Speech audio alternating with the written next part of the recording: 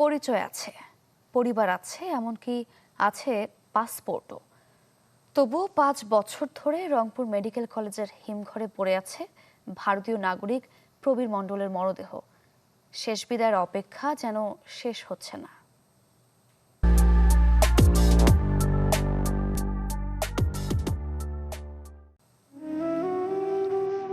মৃত্যুর পর মানুষের শেষ ঠিকানা হয় আপনজনের কাছে, কিন্তু তা ভাগ্যে জোটেনি প্রবীর মণ্ডলের। মরদেহ পড়ে আছে মর্গেই। ২০২১ সালের নভেম্বর ফেসবুকের পরিচিত এক নারী বন্ধুর সাথে দেখা করতে লালমনিরহাটের পাটগ্রামের দহগ্রামে আসেন ভারতের পশ্চিমবঙ্গের বাসিন্দা প্রবীর মণ্ডল।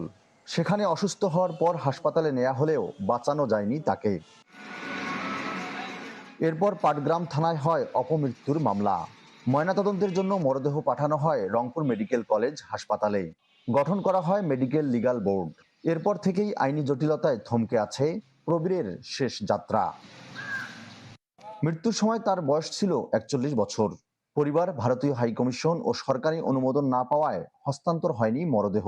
আমাদের এখানে শুধু আমরা হসপিটালে রেখেছি, এখানে সেটাকে যখন আমরা এখান থেকে সরাতে হবে তখন আসলে যেহেতু এটা পুলিশ প্রশাসনের মাধ্যমে আমাদের কাছে রাখা আছে, তো পুলিশ প্রশাসনের মাধ্যমে আসলে এটাকে এখান থেকে সরে বা পরবর্তীতে হয়তো বা এখানে প্রশাসনের মাধ্যমে কার্যকরী ব্যবস্থাগুলো নিতে হবে। মৃত্যুর পরও সম্মানের সাথে বিদায়ের অধিকার আছে প্রতিটি মানুষের। তাহলে ৫ বছর ধরে কেন অপেক্ষায় থাকবে একটি মরদেহ? এমন প্রশ্ন নাগরিক সমাজের। জীবিত অবস্থায় যেমন মানবাধিকার আছে, একটি ডেড বডিরও কিন্তু একটা অধিকার আছে।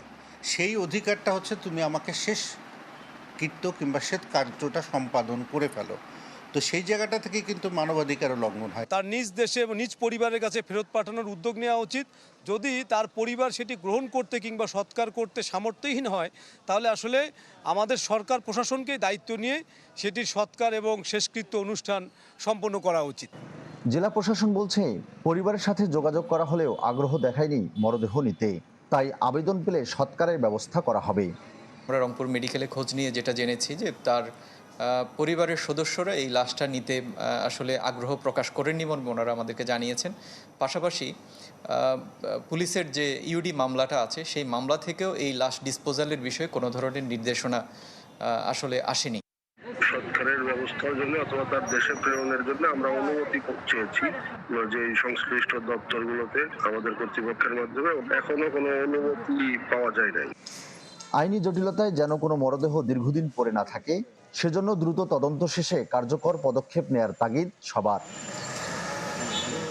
ফখরুল শাহীন, চ্যানেল 24, রংপুর।